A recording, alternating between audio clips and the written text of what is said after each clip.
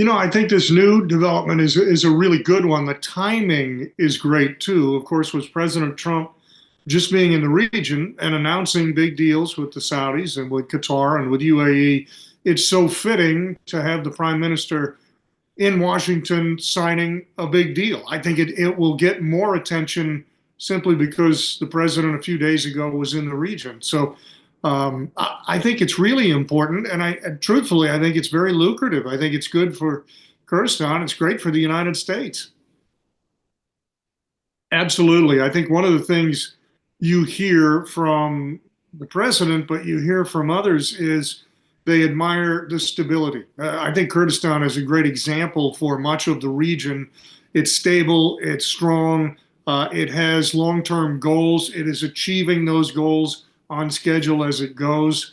And so I think that's the kind of place that you'll see not only the American government, but individual businesses like these oil companies want to be doing business with. So I think this is a great announcement this week, but I expect to see a lot more along the way. The United States has had a long and comfortable relationship with Kurdistan. I don't see any reason why that's going to do anything except keep getting better. I think the timing is important because it will get more attention simply because President Trump was in the region announcing business deals 4 days ago. And so America doesn't always focus on what's going on. The residents, the public, the people of America don't always focus on what's going on around the rest of the world.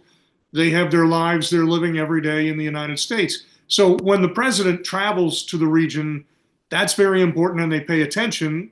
And now that their attention is focused on the region and how that's good for everyone in peace and prosperity, the economy, everything, then to have the prime minister in Washington making another announcement while the public is focused on that issue is perfect timing. It's really good. And I think the elected officials have a good idea that we have a great friend in Kurdistan. I'm not sure the public knows as much about Kurdistan as they could. So when something like this happens, that's great news. That's something that when the public sees, they think, oh, it's a great thing for them if they're just learning about Kurdistan. It's always good to learn good news. I think so. The relationship goes back into the George Bush era. It's been 20 years since Kurdistan and America have felt a closeness, a good relationship. But I think what you've seen in more recent years is as Erbil has developed and done so well and shown stability and security and just continued to grow and grow, that boosts the confidence in the private sector. I think the government has long had a good relationship, and we are seeing now the private sector have that same level of comfort and being ready to invest. So I'm completely confident the governments will continue, and it's really nice to see the business side following down that same path. And again, I said it before, but it's good for everyone. It's good for Kurdistan. It's good for the long-term economy and stability of Kurdistan. But it's good for the United States. It's a big country, but we need friends like Kurdistan. Absolutely. President Trump's point of reference for almost everything is business. He tries to see how well people are doing, how stable they're doing, whether or not they invest in their own economy, whether or not they invest in their own people. And he's a great admirer of those places that do that. And so when he looks in the region, and let me switch gears, your neighbors to the north, if he looks at Syria, what advice did he have for them last week? He said, look, we can lift sanctions if that will help you become more stable and develop your economy and help your people. That's what he looks at everywhere. So when he sees a state that is already doing that, as Kurdistan is, then I think you have a president who admires that very much, who recognizes it, who is willing to invest and partner with a place, but who is also willing to encourage private business to do the same. You would hope that the entire region would all be cooperative. I always think if my neighbor does well, I'm going to do well. If you have a business that's right next door, then you want all your businesses to do well. Everyone builds, and I think it's the same in nation building or in states. Is if Iran and Iraq and Kurdistan, if Syria develops, if everyone is doing the most, that benefits the neighbor. That benefits everyone. I have a funny analogy for this. If you go back, 15 years or so, South Africa hosted the World Cup. Africa is a huge continent. You've got 50 some odd countries, but every one of those countries was excited. You know, it was a 6 hour flight. I lived in Ghana at the time. It was a 6 hour flight to get to Ghana, but they were excited and they would talk in terms of we, meaning Africa, is hosting the World Cup. Even though it was South Africa, it wasn't Ghana, it wasn't in West Africa. That shared excitement, they knew that if South Africa was successful, the entire continent was successful. So I think the region has to focus on that. I think it's one of the things I see President Trump trying to do. You've seen him reach out, his administration reach out in Gaza. That was their top priority before he was even sworn in, was bringing a ceasefire and trying to bring about peace. He's reached out to Iran and said, look, we've been adversaries for a long time, but what if we weren't? What if we could do some things together? You have to make some agreements. We have to make some agreements. But what if we actually work together? And that's just a giant step forward. So if Iran could be working with the West and have its various sanctions lifted, if Syria has its sanctions lifted, if Iraq and Kurdistan could be on the same page as far as everyone doing well, the entire region benefits from that. So I hope that's the direction we're headed. It sure looks like that's the direction President Trump is trying to go. Well, it's an example of success. You know, it's the economy is doing well, the development is doing well. There's a plan not only for tomorrow or for next year, but way down the road, and you've stayed on that plan so far. So I think what President Trump sees, what the State Department of the United States of America sees, is that it's a great example for what can be. And there are some beautiful countries in the region and some great economies in the region, but there are also some places that are very challenged. And I think what's most interesting here is Kurdistan had horrible challenges, had terrible things it had to deal with in the not so distant past. But in a very short amount of time, it not only overcame those obstacles, but then it has built stability and it has built strength in an economy. So I think they're just a great example. And I think that's what Trump is seeing.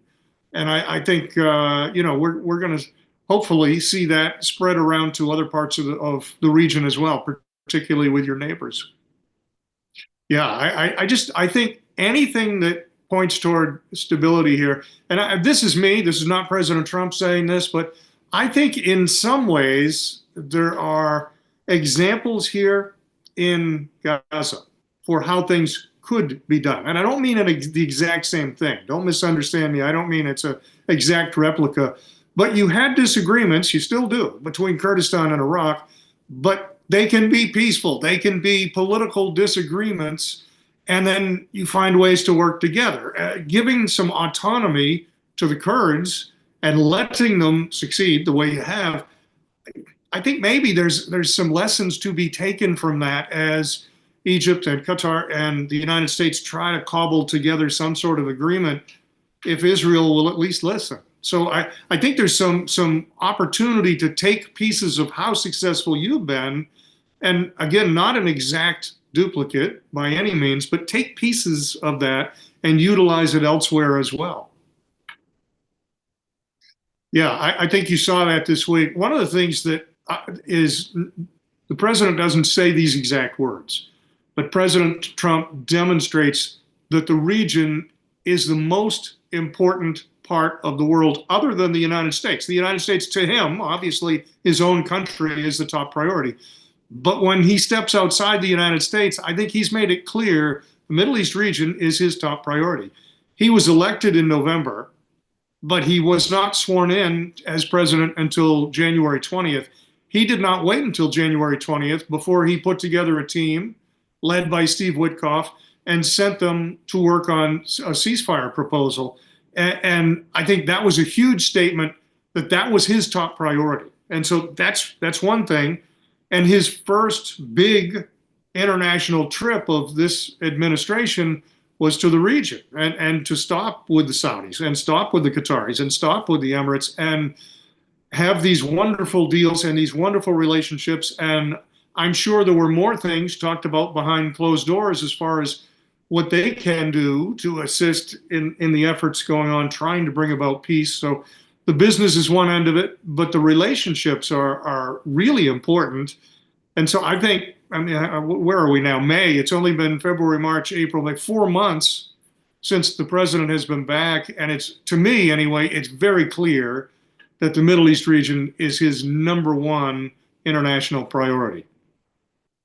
Well, I think you see the United States is having a huge military presence coming in partnership with Kurdistan. So I think just having the presence and knowing that that's a comfortable place, you have to really trust someone to put your children there. You know, if you're a parent, and it's the same thing with a nation, you have to really trust someone to put your soldiers there, your men and women that are representing your country. So I think the military presence that's growing and being fostered is an important one. And you see that in many of the countries that we have good relationships with. There, of course, is a huge base in Qatar.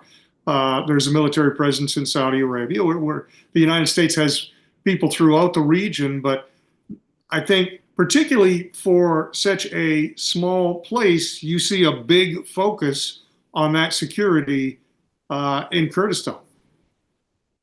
Absolutely. Absolutely, it's a message. It's we got a good friend, and we're very comfortable with them, and we want to make sure we encourage that friendship. And that's not to say the United States won't do that elsewhere when we have other good friends. But I think it's a very, very strong message as to the level of comfort the United States has with Kurdistan. The United States has a habit, we're very lucky, we're very fortunate to have the biggest, strongest economy on earth. But the United States has a habit of sometimes when they see a problem of throwing money at the problem and saying, well, we spent $100 billion trying to fix that. Except the question always is, was it effective or not? And you can spend a lot of money and still be ineffective. So what you've seen President Trump do is try to look and see some of the places we've been spending money are not necessarily close friends of the United States. Some of the places, even if they're friends, there's a lot of graft and corruption, and some of that money has disappeared. And so in both those instances, he's trying to tighten up the spending and not throw the money away, not just spend it for no reason. So I think again that accrues to the benefit of those places that are our friends and that can work together with us, where we see tangible results. And when we see things going so well and developing so nicely in Erbil, I keep using the word comfort, but that's accurate. It brings about a level of comfort that we want to partner and work with Kurdistan.